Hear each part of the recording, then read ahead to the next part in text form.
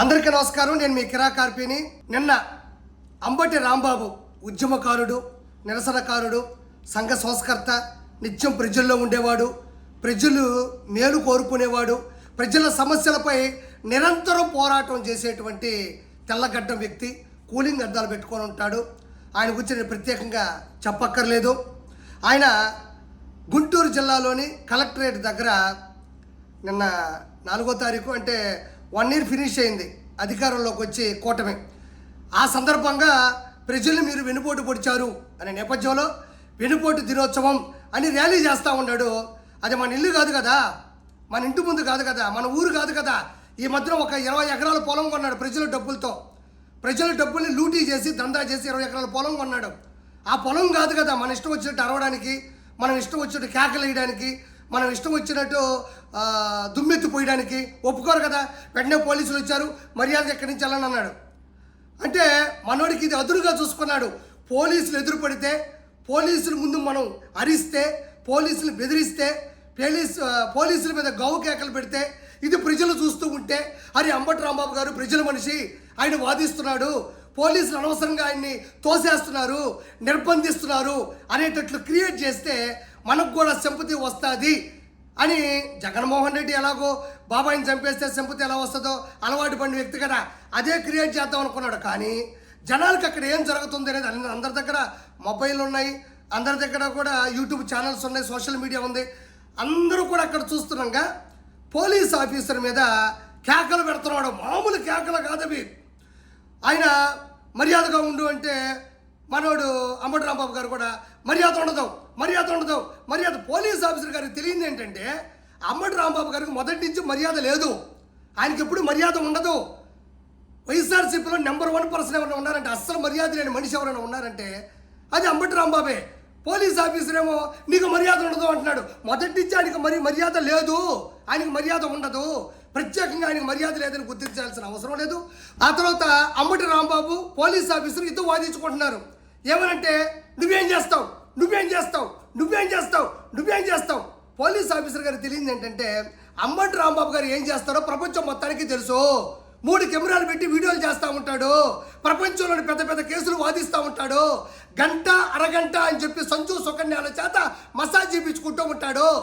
Police గారికి తెలియదు అనుకుంటే ఆయన ఏం చేస్తాడో మాకు ప్రజలందరికీ తెలుసు. ఈ 3 ఆయన చేస్తూ ఉంటాడు. ఇక్కడ ఇంతకుముందు అన్నట్టే మర్యాద ఉండదు అంటున్నారు.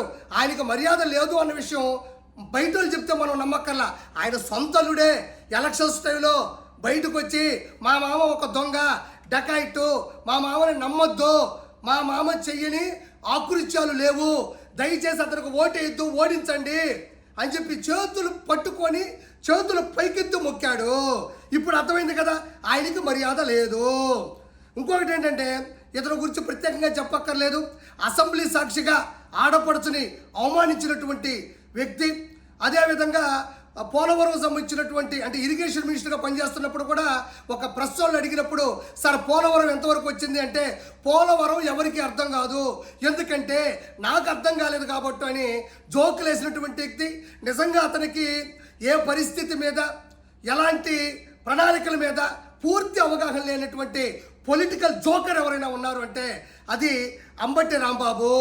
ఈరోజు ఏదో బయటకు వచ్చేసి హడావుడి చేసేస్తాను, ర్యాలీలు చేసేస్తాను, పైకి పొంగిపోతాను, ఎవ్వరూ ఇక్కడ పడరు. ప్రజలకి చంద్రబాబు నాయుడు గారి మీద పూర్తి నమ్మకం ఉంది. పింఛన్లు టైంకి అందుతున్నాయి, టిట్కో ఇల్లు వస్తున్నాయి, అన్నా క్యాంటీన్ల ద్వారా కడుపు నిండా అన్నం తింటున్నారు.